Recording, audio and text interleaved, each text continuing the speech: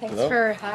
Thank you Hello. for attending the press conference for Eliot Spizzirri. I'll ask the first question and then I will open it to the floor. We have a number of people, so feel free to make yourself known. Eliot, obviously not the result you wanted today, but an incredible 3 rounds that you have endured. Can you talk us through it, your match today, in your own words?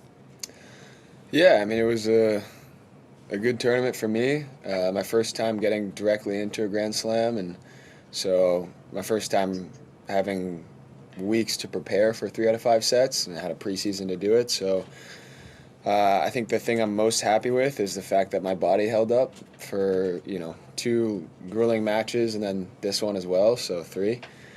But yeah, today was tough. There was definitely some additional nerves going out on a court like that against Yannick, and first time for me on one of the bigger stages in the sport. And I thought I handled them well. I was kind of happy with the way that I was executing the game plan and committing to what I wanted to do. But at the same time, I knew that he was going to adjust, and there were some moments in the match that I thought I could have handled better. And yeah, you kind of learn from those experiences, and over time, hopefully, I'll get better at those and get another shot.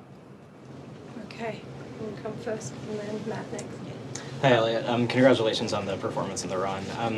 I want to ask you about that third set. We've seen Sinner in a couple matches over the past year where it's 1 set all, and maybe he's down in the third and struggling physically a little bit, and he always seems to find a way to win them. And I'm wondering from your side, is there something psychologically challenging to be on the other side of that is hard to appreciate unless you're actually on the court? Yeah, absolutely. It's actually a really good question. It's tough when someone is maybe visibly cramping or even looks like they could be injured a little bit, because their ball speed usually goes down a little bit. His ball speed went down, his serve speed went down. And so it kind of almost throws the rhythm of the match off a little bit. He starts taking more time, as he should, obviously. And so for me, it was kind of tough to stay so aggressive because I was using his pace pretty well, I thought. And when he reduced his ball speed, it was challenging for me to stay aggressive and keep moving around as much as I wanted to. Then again, he's obviously experienced in these moments when, cramps. I don't know 100% that it was cramps. I think it probably was. But when cramps come up, he's done this before, and he served, I thought, pretty well, very well, to stay in that third set. And then, yeah, I think for me, I had to do a better job of staying focused and keeping my energy high and, maybe grunting more and being a little bit more physical with my shots, because he wasn't being, as physical, obviously conserving energy. So, it is really challenging to kind of make sure you just focus on your side of the court and keep playing the same game.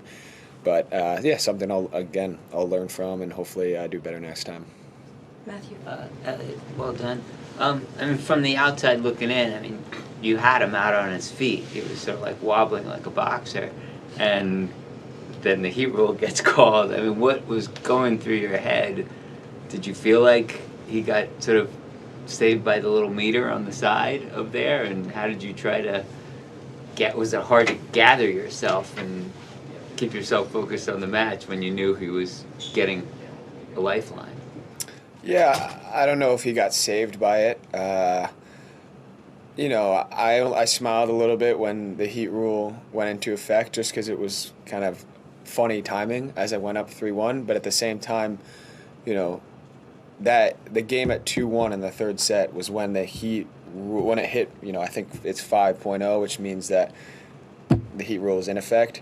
And so whenever that game was over, whether I broke or whether he held, we were going to close the roof.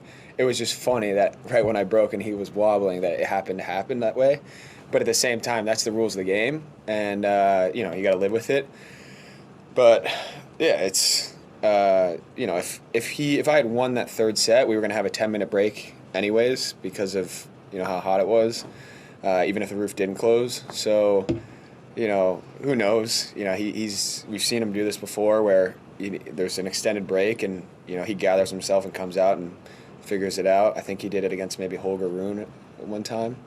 if I'm not mistaken, at this tournament. So, yeah, I wouldn't say like he got saved by it. He's too good of a player to say that, but at the same time, it was challenging timing, and that's just the nature of the sport. You did say you got lucky, just so. Yeah, you could say that. I don't know. I'm not. You could say it's lucky, but he's also very experienced and handled it, pretty well, I would say. Ben?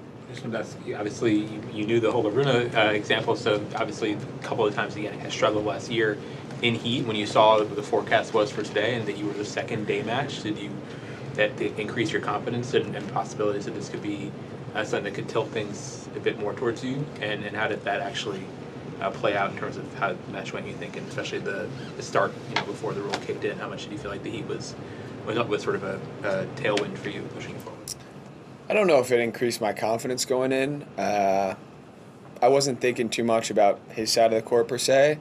For me, I pride myself on my fitness and my physicality and the work I put in the gym. So when I saw how hot it was, I was, not disappointed at that, or not like, shoot, this is unlucky that I have to play on this day. I tried to relish that, and use it, look at it more as an opportunity to showcase my physicality and see if I could outlast him. But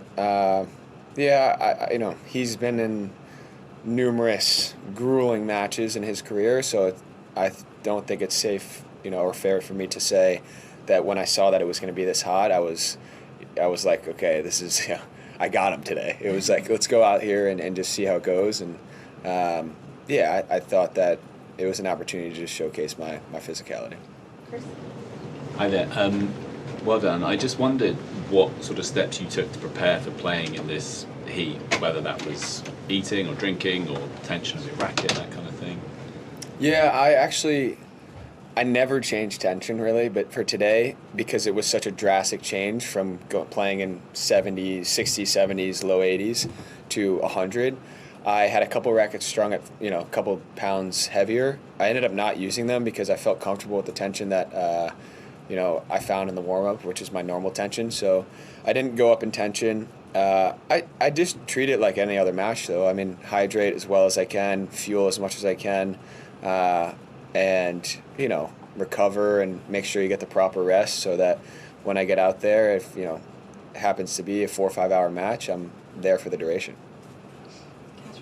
Hi, Eliot. Congratulations on your tournament. Were you as totally fine as you looked out there at the point that the roof came over? Like you seemed like you were completely fine, ready to go another 3 hours if you needed to. Like, was there any bluffing involved there, or were you completely fine physically? No, I felt good. Yeah. Yeah. I mean, I was talking to a couple people in the locker room that I did my preseason with, and this heat's nothing, compared to what we deal with in Florida and what I went and trained in Austin, even New York in the summers with the humidity. It's pretty dry heat here, so I played a match in China last year. I think it was 123 on-court temp. I don't think it was even ballpark close to that today.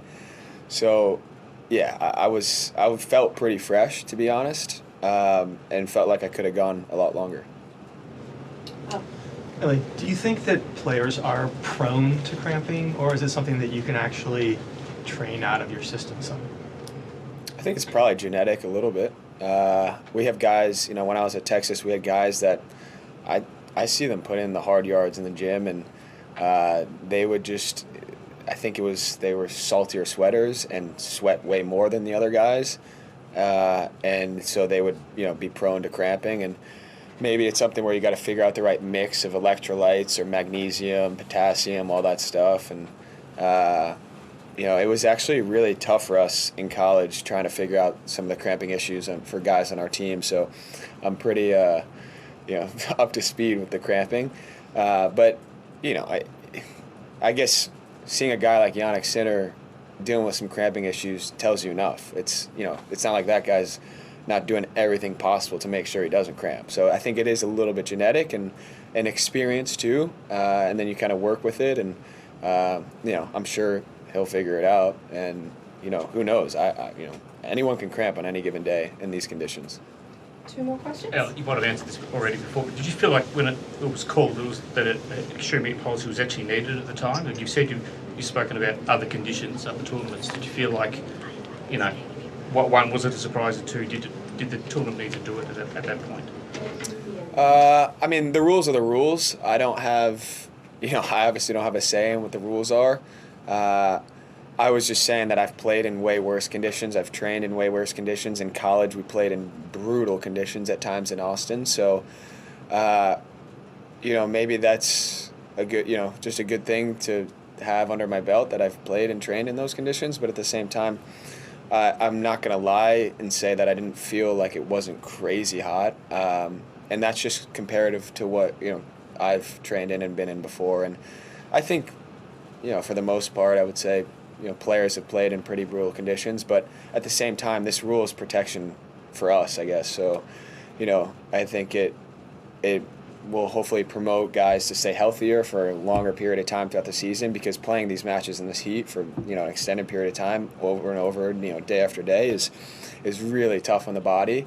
So, I'm not going to say it's a bad rule. I think it's probably a great rule. But yeah, I don't think today did not feel, like the hottest day that I've played in for sure.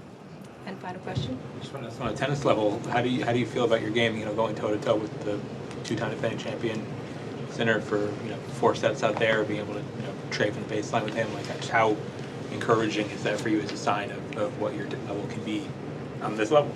Yeah, I mean, definitely encouraging. I never played, especially in a formal match, a player of his caliber.